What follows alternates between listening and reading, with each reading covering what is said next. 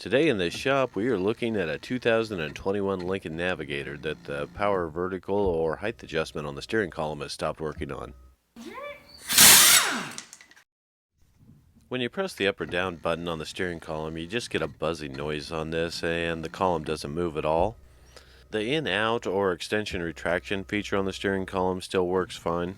So let's go ahead and pull the trim panel under the column off and see if we can take a look at what's going on under there. And the trim panel just snaps on.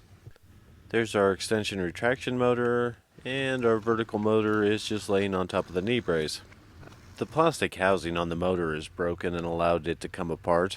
And I'm going to go ahead and try and snap that back together for a minute just so we can make sure the column will move and hasn't seized up or something and caused this problem.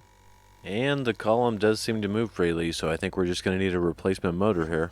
The motor is attached to the column by bolts with reverse Torx Plus heads. But why? Why would you do that? Why would you do any of that? I do own several sets of reverse Torx sockets and Torx Plus sockets, but what I do not own is reverse Torx or reverse Torx Plus wrenches.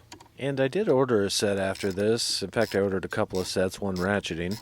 But they are not here yet, and we need to get this done today. So I guess the right tool for the job is the one that works. Really what you're supposed to do is completely pull the column from the vehicle and then disassemble the column so you can use the socket on their reverse Torx fastener. But I don't see the point in pulling the entire column for this, and anytime we can change a 1-hour repair into a 10-minute repair without changing the quality of the repair, we're going to call it a win. We've got the motor off and our column seems to move freely. So let's get the new motor and put this back together. With the new motor installed, I'm going to give it a check and make sure everything works properly before we put all the covers back on.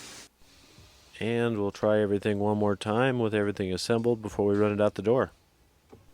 If you found this helpful or interesting, please click the like button down below. I got a lot more great stuff coming up, so please subscribe. And as always, have a great week.